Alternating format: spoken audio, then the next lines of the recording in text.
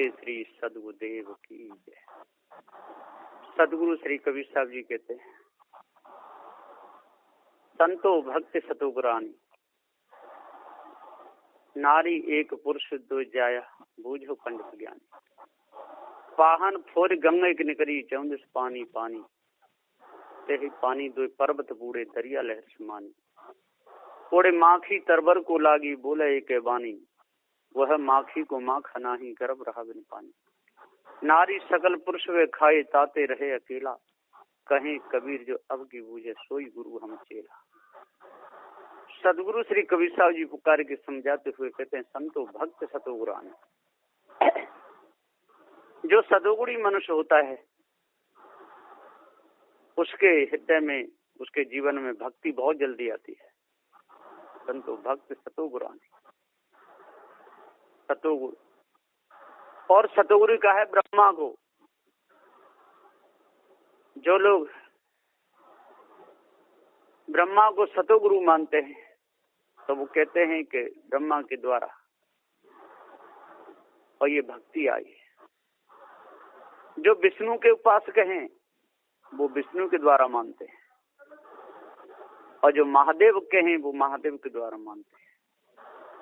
यहाँ पर सदगुरु श्री कबीर साहब जी का निर्णय है कि संतो भक्त सतो गुरुआन, जो सत्यवादी है,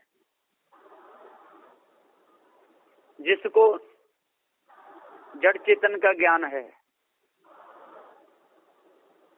और सार असार का भेद अच्छे प्रकार से जानता है, उसके जीवन में भक्ति बहुत जल्दी आ जाती है। उसके जीवन में आलस्य, प्रमाद, जड़ता, तंद्रा, मूर्ता, मूर्छा, भ्रांति ये नहीं रहते। ये मन निर्मल हो जाता है, विकार सारे चले जाते हैं। और आलसियों के हृदय में भक्ति नहीं आ पाती, जीवन में नहीं आती है। आलसी को पृथ्वी का भार कहा गया है। शास्त्रों में भी, कहीं भी, जितने भी महापुरुष हैं, उन्होंने निरूपण किया है कि आलसी भूमि का भार होता है, उसका काम बिगड़ जाता है। कहते हैं कि दो आलसी थे, आम के पेड़ के नीचे सो रहे थे, और एक पका हुआ फल उसके पास में गिर गया। वो सोच रहा है कोई आ जाए और इस फल को मेरे मुख में नचोड़ दे तो ठीक है, ऐसा विचार कर रहा था। इतने में एक आदमी उधर से आया, उसने कहा, वो भैया इधर आ। वो पास में आ गया, उसने कहा, इस आम के फल को मेरे मुख में नचोड़ दे। उसने कहा, तू तो बहुत बड़ा आलसी है, तेरे हाथ में आम है। वो कहता है, मेरे मुख में नचोड़ दो। दूसरा और सो रहा था पास में, बोला, हाँ भैया जी बहुत बड़ा आलसी है, कल कुत्ता मेरे मुख में पेशाब कर गया, इसने मारा भी नहीं। माने कि तू इससे भी बड़ा आलसी है। जब कुत्ता पेशाब मुख में कर गया, तू नहीं हटा सका, तो तू इससे भी बड़ा आलसी। तो सदगुरुदेव जी पुकार के समझाते हुए कहते हैं कि आलसियों का काम बिगड़ जाता है, और जो पुरुषार्थी होते हैं उनका काम बन जाता है। तो जीवन में कभी आलस्य, प्रमाद, जड़ता, तंद्रा, मूर्ता, मूर्छा, भ्रांति नहीं आने देनी चाहिए। संत गुरुजनों की सेवा में हर समय लगन, घर में रह करके सेवा में हर समय लगन, सब शुद्धता, सफाई पर विशेष ध्यान होना चाहिए। अंदर सफा, बाहर सफा, तो साहिब काय को खपा। सदगुरुदेव कहते हैं कि यदि अंदर भी सफाई और बाहर भी वो सफाई, दोनों तरफ की सफाई जब होती है, तो मन निर्मल हो जाता है, मन में विकार नहीं आते, बिल्कुल शुद्ध, साफ, पवित्रता आ जाती है। जहाँ मेल जोल का जो काम होता है वो बहुत अच्छा होता है, और जो विघटन का जो काम होता है, राग द्वेष का काम होता है, उसमें मन अशांत रहता है। तो जितना कोई श्रमशील होगा, जितना भी शरीर से सेवा करेगा, उतना ही उसका मन निर्मल होगा। बर्तन को जितना भी मलेंगे, जितना मलेंगे, जूना लगा के बढ़िया घिस करके, उतना ही चमकेगा। इसी प्रकार से लकड़ी पर जितना रंधा चलाया जाएगा उतनी चीख आएगी, पत्थर को जितना घिसा जाएगा उतना ही चमकेगा। इसी प्रकार से शरीर से जितना श्रम किया जाएगा, जितनी सेवा की जाएगी पवित्र मन से, उतना ही हृदय में प्रकाश होता चला जाएगा, अंतःकरण निर्मल हो जाएगा। चित्त मन बुद्धि अहंकार सब निर्मल हो जाएंगे। चित्त भी निर्मल हो जाएगा, मन भी निर्मल हो जाएगा, बुद्धि भी निर्मल हो जाएगी, अहंकार भी निर्मल हो जाएगा, विकार सारे दूर हो जाएंगे। क्यों? कि भक्ति आ गई। संतो भक्त सतो गुरानी। जहाँ संत गुरुजन, जो सत्यवादी गुरुजन जिस घर में आते रहते हैं, सत्य का उपदेश चलता रहता है, चेतन पूजा के शब्द कान में जाते रहते हैं, तो भक्ति आ जाती है। यदि सतो गुरु नहीं आवे घर में, और जो झूठ बोलने वाले मायावी गुरुवा लोग आवे, तो वहां पर तो भूत खेलते हैं। खूब भूत आएंगे, नार हिलाएंगे, खूब कूद कूद करके, और पत्थरों की मूर्ति घर में रख के उनकी पूजा करते रहे, घंटियां बजाते रहते हैं। चित्रों की पूजा होती रहती है, अष्ट धातु की मूर्ति बना करके पूजा करते हैं। घर में अशांति फैली रहती है, बड़े बुजुर्गों की कोई बात नहीं मानता, धुंध मचता है, खाया पिया भी नहीं लगता, बिल्कुल मन में विकार चलते ही रहते हैं। तो सदगुरुदेव जी यहाँ पुकार के समझाते हुए कहते हैं कि संतो भक्त सतो गुरानी, नारी एक पुरुष दो जाया बूझो पंडित ज्ञानी। सदगुरुदेव कहते हैं कि देख लो सारे संसार में हिंदू और मुसलमानों का जन्म कहाँ से हो रहा है? नारियों से हो रहा है। कोई भी हो, गुरु और चेला का जन्म, बाप और बेटा का जन्म, नाती और बाबा का जन्म, ये सब का किन से होता है? माताओं से होता है। नारी एक पुरुष दो जाया। और जो भ्रम में फंस करके जो कल्पना की, दो पुरुषों की उत्पत्ति कर दी, एक ब्रह्म की और एक ईश्वर की, और दोनों ही मिथ्या। सदगुरुदेव जी पुकार के समझाते हुए कहते यही भ्रम है। भ्रम में सब जगह रहा समाई, और भ्रम छोड़ कतऊ नहीं जाए, पूरा जीवन बर्बाद हो जाता है। सदगुरुदेव जी पुकार के समझाते हुए कहते हैं कि कपड़ा जो रखा रहता है, काम में नहीं लिया जाता, वो पल जाता है, फट जाता है। इसी प्रकार से लकड़ी की देखभाल नहीं की जाए तो घुन लग जाता है, वो लकड़ी बेकार हो जाती है, उसका फिर कुछ भी नहीं बनता। लोहा यदि रखा रहे, काम में नहीं लिया जाए, तो जंगल काई लग जाती है, जंग उसको खा जाती है। इसी प्रकार से ये मनुष्य का शरीर मशीनरी है, यदि इसे काम नहीं लिया जाए तो ये शरीर पल जाता है, बेकार हो जाता है, मोटा हो जाएगा, फिर उठने में दिक्कत, बैठने में दिक्कत, चलने में कोई धक्का मार दे तो 4 जगह गिरे, क्योंकि पुर्जा चले ही नहीं, वो बेकार हो गया। तो सदगुरुदेव जी पुकार के समझाते हुए कहते हैं कि जो इस भेद को समझते हैं, जो ज्ञानी जन हैं, और जिस घर में परिवार में कहीं भी संत गुरुजन आते रहते हैं, न्याय नीति की बात बताते रहते हैं, ज्ञान की बात बताते रहते हैं, वहां पर खुशी चाहिए रहती है, वहां पर कलह नहीं होती, वहां लड़ाई झगड़े नहीं होते, पवित्र मन बना रहता है।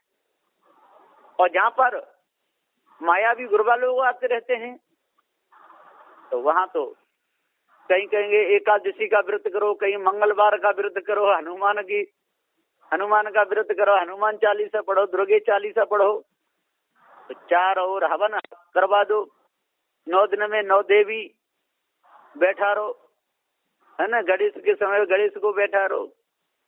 इसी में पूरा समय बर्बाद करवा देते हैं, पैसे की भी हानि होती है, हृदय भी जड़ाध्यासी बनता है, मन भी गंदा बना रहता है, और पवित्रता नहीं आ पाती, और पंडे पुजारी लूट लूट करके खाते रहते हैं, उनकी मौज आती रहती है।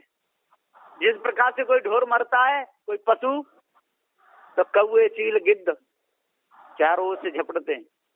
इसी प्रकार से कोई यदि भ्रम में फंस जाए, कोई बड़ा सेठ हो, तो पंडे पुजारियों की मौज आ जाती है, चारों ओर से गिरते हैं एकदम। किसी का बच्चा पैदा हो, ब्याह शादी हो तो भाट भाट नहीं आ जाएंगे, और भी नट नट नहीं आ जाएंगे। काम वाले लोग अपना अपना हक जमाने आ जाएंगे। तिलक लगा कर चोटी में गांठ लगाए पंडित भी आ जाएगा। ये सब के सब ये हराम खाऊ। तो सदगुरुदेव जी पुकार के समझाते हुए कहते जब पारक ज्ञान हो जाता है, जब पूरा बोध हो जाता है, तो ऐसी नौबत नहीं आती है। जिस घर में आलसी लोग हो जाते हैं, उस घर में नौकर काम करते हैं, सारा नौकर काम, पोंछा लगाएंगे तो नौकर, झाड़ू लगाएंगे नौकर, कपड़े धोएंगे नौकर, और घर के लोग हो जाते हैं आलसी। कोई चोरी करके भाग जाए तो पीछे दौड़ भी नहीं पावे, तो बैठे रहेंगे खाट पे, तो क्या होगा? जो अपने हाथ से कोई झाड़ू न लगा सके, अपने हाथ से पोंछा नहीं लगा सके, अपना काम स्वयं नहीं कर सके, और नौकरों के बल भरोसे पर रहे। आजकल देखने में आया है कि जिनकी नौकरी लग जाती है ना, बड़े बड़े, इनको 1-1 लाख रुपया तनख्वाह मिल रही है, तो घर के लोग कहते जब तेरे का इतना पैसा ही आ रहा है तो हम क्यों करें, आराम से बैठे और नौकर काम कर रहे हैं। नौकर लूट लूट के खाते खूब, और फिर कोई चीज लेकर के कोई भाग भी गया तो कहां तक दौड़ेगा पीछे, वो दौड़ ही नहीं पाएगा। और जो काम करता रहता है चटक इधर चटक उधर, पूरा सुबह से उठ के 4 बजे से जो काम करेगा, उससे दौड़ के कोई निकल जाएगा? नहीं निकल सकता है। तो सदगुरुदेव जी पुकार के समझाते हुए कहते हैं कि आलस प्रमाद जीवन को खराब कर देता है। उनके हृदय में भक्ति नहीं आ पाती, हृदय पवित्र नहीं हो पाता, बिल्कुल जीवन बिगड़ जाता है। संतो भक्त सतुगुरानी, नारी एक पुरुष दुजाय, बूझो पंडित ज्ञानी। सदगुरुदेव जी पुकार के समझाते हुए कहते हैं, हे पंडितो, हे ज्ञानी हो, विद्वान हो, 4 वेद 6 7 18 पुराणों के ज्ञाता हो, बूझो। सदु श्री कबीर साहब जी कहते हैं, आपकी अकल काम नहीं करती है तो मुझे पूछो, मैं बताऊंगा। ये भ्रम है। जो 2 पुरुषों की जो कल्पना की, जो ईश्वर अल्लाह की कल्पना की, जो ब्रह्म खुदा की कल्पना की, ये सब बेकार की बातें। इसमें सारा संसार भूला हुआ है, और ऊपर से कोई नहीं गिरा, न कोई नीचे से निकलता है। वासनावश ये चेतन शरीर धारण करता है, और वासना मिट जाए तो मुक्त हो जाता है। तो नारी एक पुरुष दो जाए, बूझो पंडित ज्ञानी। पाहन फोर गंगा के निकली, जाऊं से पानी पानी। सदगुरुदेव जी कहते हैं, हिमालय से गंगा निकली, समुद्र की खाड़ी में जाकर के गिर गई, बंगाल की खाड़ी में। इसी प्रकार से पाहन फोर गंगा के निकली, पाहन का ये हृदय, हृदय को फोर करके गंगा निकली। ये भ्रम भूल कल्पना की कल्पना पैदा हो गई कि गंगा में नहाने से पाप कट जाते हैं। ये भ्रम भूल कल्पना, ये ईश ब्रह्म परमात्मा जितने भी कल्पना निकली, इसको पानी कहते हैं, वाणी गई है, ये हृदय से निकली। पाहन फोर गंगा की निकली, 14 पानी पानी, और 14 पानी पानी का ये जो वाणी का बखेड़ा छाया हुआ है। 4 वेद 6 7 18 पुराणों का ये कल्पना, तौरेत इंजील जबूर फुरकान, ये मुसलमानों की किताब, इसे कुरान कहते हैं। तो सदगुरुदेव जी पुकार के समझाते हुए कहते हैं कि सब में 14 पानी पानी भरा हुआ है, काम का, क्रोध का, लोभ का, मोह का, आशा का, तृष्णा का, छल छिद्र कपट का, ये पानी पानी चारों ओर। कोई काऊ का हटा न माने आप या मुरादी, कोई किसी का हटा नहीं मानता है। सत्य न्याय निर्णय की बात कोई कितनी भी बतावे, लेकिन इस कान से सुनते से निकाल लेते हैं, पूरा जीवन बर्बाद हो जाता है। तो पाहन फोर गंगा के निकली, 14 पानी पानी, और तेही पानी 2 पर्वत बूढ़े, दरिया लहर समानी। उसी पानी में 2 पर्वत बूढ़ गए, बड़े बड़े पर्वत का मतलब जो गुरु और चेला। गुरु भी भ्रम भूल कल्पना में भूले रहे, ऋषियों की वासना में, और चेला भी भूले रहे, दोनों के दोनों डूब गए। ब्राह्मण क्षत्रिय व शूद्र, शेख सैयद मुगल पठान, ये सब के सब डूब गए। तेही पानी 2 पर्वत बूढ़े, हिंदू और मुसलमान ये सब बूढ़ गए।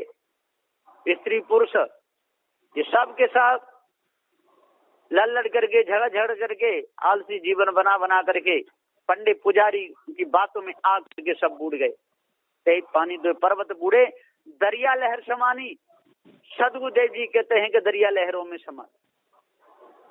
सदगुरुदेव जी पुकार के कहते लहर, दरिया का ये शरीर, और इसी से ये लहर उठी इस ब्रह्म परमात्मा की, और इसी लहरों में ये चेतन जीव अपने आप को भूल गया, और शरीर इन लहरों में ही चला गया, और चेतन जीव अपने आप को जान नहीं पाया, धोखे में ही पूरा समय चला गया।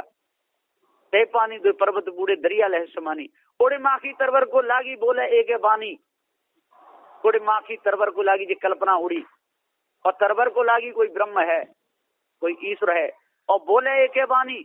सब के सब एक ही वाणी बोलते। एक ने कहा ईश्वर है कि हाँ है। परमात्मा है कि हाँ है। उसी ने सारा संसार बनाया है कि हाँ उसी ने बनाया है। उसी के नाम की माला फेरो, हाँ फेरो भैया, ठीक है।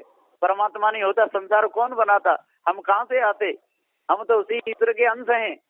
इस प्रकार से सब भूले हुए हैं। उड़े माँ की तरवर को लागी बोले एक है वाणी। ये सब के सब एक ही वाणी बोलते हैं। ये 4 वेद 6 सात 18 पुराण वारे ब्राह्मण क्षत्रिय वैश्य शूद्र जी जितने भी हैं, ये एक ही वाणी बोलते हैं, ईश्वर है, ब्रह्म है, परमात्मा है। उसी धोखे में और पूरे समय को बर्बाद करते हैं। तो उड़े माँ की तरवर को लागी बोला एक है वाणी। वह माखी को माखा नहीं और गर्भ रहा बिन पानी। और वह माखी, ये सब के सब माखी बन गए। जितने भी हैं भूले हुए लोग, जितने पंडित पुजारी, सब माखी। और माखा माना ब्रह्म ईश्वर को, वो तो है ही नहीं। वह माखी को माखा नहीं। साधु श्री कबीर साहब जी कहते हैं माखा तो है नहीं, जो माखी तो है। और गर्भ रहा बिन पानी, और बिना माखा गई माखी के गर्भ रह गया। झूठा कोई ईश्वर है, ब्रह्म है, हम बहुत बड़े पुजारी हैं, हम ब्रह्म के उपासक हैं, ईश्वर के उपासक हैं, ये कितना बड़ा भ्रम छा गया। वह माखी का माखा नहीं, गर्भ रहा बिन पानी। इसी प्रकार से गर्भ घमंड छा गया। मेरा धन है, मेरा पुत्र है, मेरी खेती है, मेरा मकान है, लेकिन ये सब यहाँ का यहीं छूटने वाला है।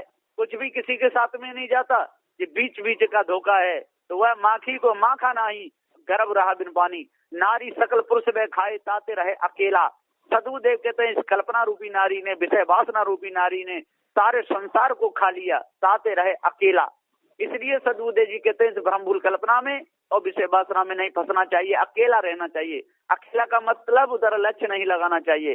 जो शरीर तो हमारे पास में है, पृथ्वी जलवायु अग्नि से बना हुआ है, कर्म संस्कार बस हमने शरीर धारण किया है, लेकिन अब विषय वासना भ्रमभूल कल्पना में अपने चित्त को नहीं लगाना। तो सदुदय जी पुकार के समझाते हुए नारी सकल पुरुष वे खाए ताते रहे अकेला। और कहीं कभी जो अब की बूझे, जो अब की बार मेरे पास में आवे और न्याय निर्णय की बात बूझे, मेरे पास में सोचे समझे, कहीं कभी जो अब की बूझे, सोई गुरु। जिसको बूझे वो गुरु और बूझने वाला चेला। जो भी मेरे पास में आकर के बूझेगा, जो भी तुक धारण करेगा, तो उसका भ्रम मिट जाएगा, उसकी कल्पना मिट जाएगी और वो सदा सदा के लिए मुक्त हो जाएगा। जो पूछने वाला वो चेला होता है और जिसको पूछा जाता है वो गुरु होता है। तो कहीं कबीर जो अब की बूझे, साधु श्री कबीर साहब जी कहते हैं जो अब की बार मेरे पास में आकर के सत्य न्याय निर्णय की बात बूझे और मुझे पूछे, तो मैं उसके भ्रम को दूर कर दूंगा। कहीं कभी जो अब सोई गुरु, और जिसको पूछा जाता है वही गुरु होता है। जो सत्य न्याय की बात बताए वही गुरु होता है, सोई गुरु। और हम चेला और अहंकारी चेला होता है, उसका अहंकार दूर हो जाता है, भ्रम उसका दूर हो जाता है, नम्रता कोमलता आ जाती है, तब वो चेला है। और जब तक नहीं आवे तब तक वो अहंकारी घमंडी पाखंडी है। तो सदगुरुदेव के चरणों में से झुका करके और बंदी करना चाहिए, तब पूर्ण शांति मिलेगी। बस इन्हीं वचनों के साथ में मैं अपनी वाणी को विराम देता हूँ। बोलिए श्री सदगुरुदेव की जय।